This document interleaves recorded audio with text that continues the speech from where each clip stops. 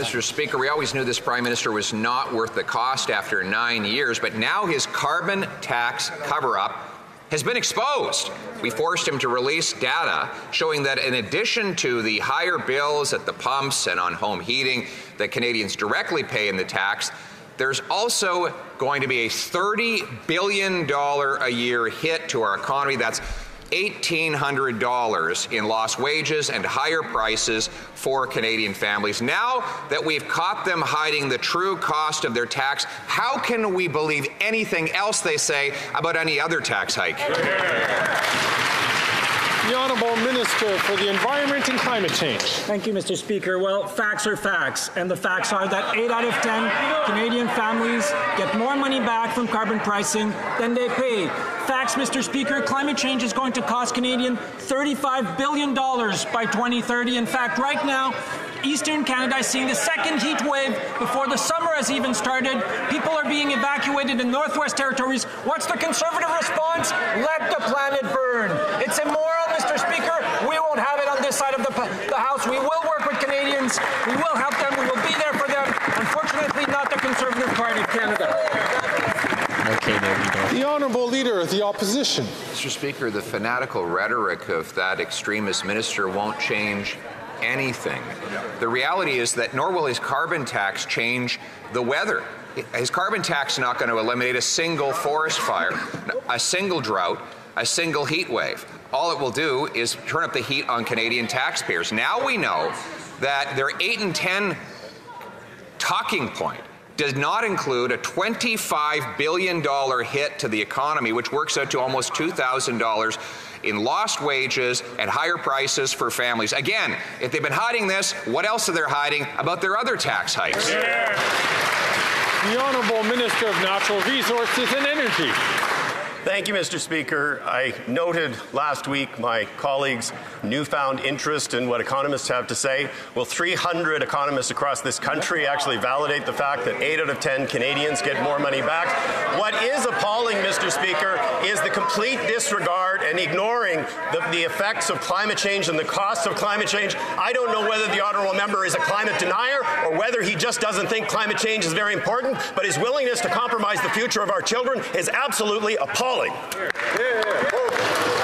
The Honourable Leader of the Opposition. And now that we've caught them covering up the real cost and who will pay their carbon tax, it raises the question about their job-killing tax on home builders, health care, small business, and farmers. The president of real estate company RE/MAX said it's not true that just the rich will pay. It will penalize average Canadians. The Canadian food professor says that farmers will pay, which means anyone who eats will pay. Right. So, Mr. Speaker, why won't they just clear all this up and accept an amendment to their capital gains tax hike to exclude anyone who's making less than $120,000 in income from paying a single cent in higher tax?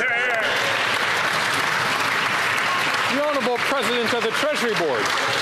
Mr. Speaker, actually a new report out today says that housing starts are up, Mr. 10%. Speaker, by 10%.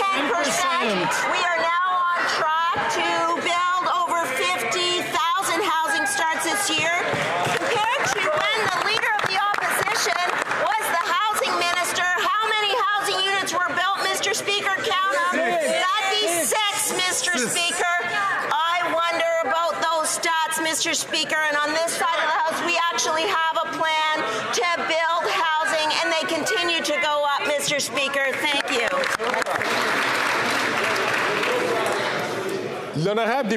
The Honourable Member for La Prairie. Well, we're back to square one in the ongoing saga of foreign interference. One leader says everything's hunky-dory, nothing to see here. Another leader says things are not going well at all, that the House is on fire. Both are asking us to have blind faith in their judgment, but their public statements prove that when the decisions were handed down, at least 2 people were not at home. None of this has helped, but now there's a risk that the Hogue Commission will be called into question if the judge doesn't come to the same conclusions as one of our 2 chatty Cathys.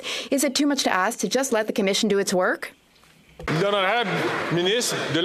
Honourable Minister of Public Safety. Thank you, Mr. Speaker, and I thank the member for La Prairie for his question and for his hard work that we've done together. As I've said, we have given the Hogue Commission the mandate and terms of reference to look into all issues related to foreign interference and our democratic institutions. We were encouraged by the fact that the Hogue Commission is ready to look into the matters studied by NSICOP. We look forward to collaborating with the Hogue Commission in this regard. The Honourable Member for La Prairie. Well, obviously, we wouldn't be in this situation if the Prime Minister were trustworthy in this matter. He's been receiving intelligence briefings on interference for years.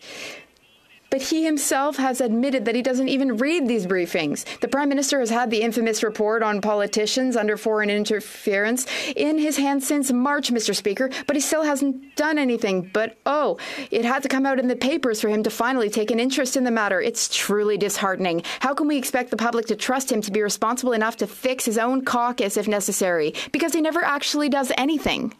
The Honourable Minister of Public Safety.